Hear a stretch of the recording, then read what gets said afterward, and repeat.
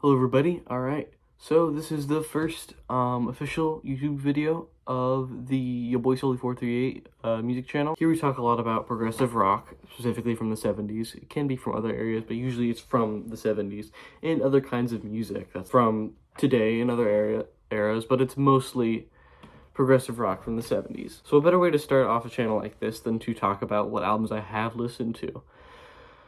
So, let's begin with King Crimson. I listened to a couple of albums by King Crimson, specifically 6. I listened to their debut, The Court of the Crimson King, In the Wake of Poseidon, Lizard, Large Trunks and Aspic, Starless and Bible Black, and Red. So I'm only counting albums that I've listened to all the way through, and my favorite of those 6 that I've listened to is Red, just because of the overall perfection that consistently follows throughout, and it's just overall the most perfect album that I believe they have, and my favorite. By Yes, I've listened to 5 of their albums all the way through. I've listened to Fragile, I've listened to Close to the Edge, I've listened to Tales from Topographic Oceans, Relayer, and Going for the One. So all of their classic era, except for the Yes album. So my favorite out of those currently is Fragile, because of that run from We Have Heaven down to The Fish. I can't get enough of it for some reason. Close to the Edge is still probably their best album, because I believe that the title track is the greatest song of all time. For Gentle Giant, I listened to Octopus, Power and the Glory, and Freehand. My favorite of those being Octopus, due to, again, it's just consistent perfection, and the amount you can re-listen to it, and it never getting old. For Emerson, Lake and Palmer, it took me a while to like Emerson, Lake and Palmer, but I listened to their debut, Tarkus, Trilogy, and Brain Salad Surgery. So, out of those, I would say my favorite is Trilogy. I know that the most widely enjoyed is probably Brain Salad Surgery, but Trilogy is the best in my eyes because of the first side.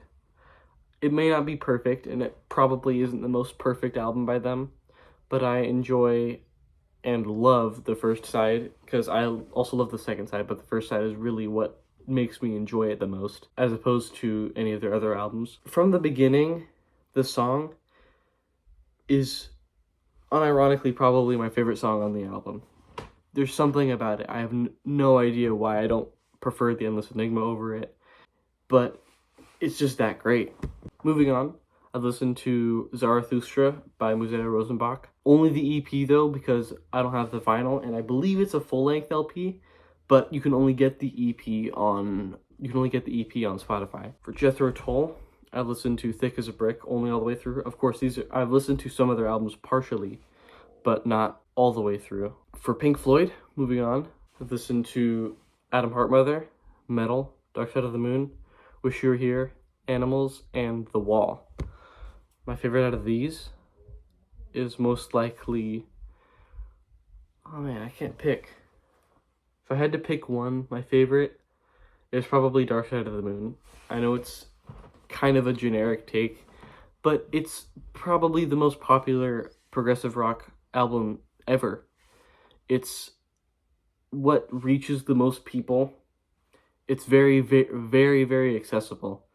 It's probably the most accessible out of their whole discography, maybe in the genre, because Money has just been played so much over and over that I kind of get sick of hearing Money, to be honest. But you have to choose Dark Side of the Moon, because it's Dark Side of the Moon. For Genesis, I've listened to Foxtrot, The Lamb That's Out on Broadway, and Trick of the Tail. My favorite out of these, it's gotta be The Lamb. The Lamb, the double album that it is amazing. It is so good. I get that it's flawed, and that Foxtrot is probably an overall better album, and same with Selling England, but there's just something about The Lamb. The songwriting is amazing. Peter Gabriel was never better.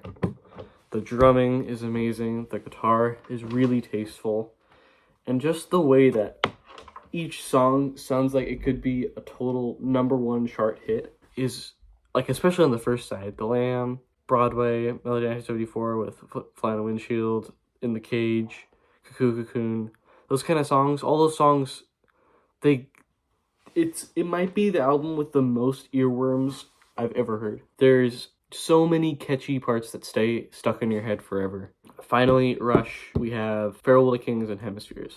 I prefer Hemispheres over it because of the title track and La Via Strangiato. The title track just shows how amazing of a power trio they are. It sounds like there's like 6 people playing the song, but there's only 3. Because, well, yeah, Geddy Lee, he did a bass pedal, he did a bass, or he played bass, he sang and played keyboards, and sometimes he'd do it, all 4 of those things at the same time. And pair him with Neil Peart, one of the best drummers in progressive rock, and one of the best drummers ever, as well as Alex Lifeson, and you have probably the best power trio progressive rock band ever, closely followed by Emerson, Lake and Palmer, in my opinion. So that's it for now, but I want to go over a couple more things before the video ends.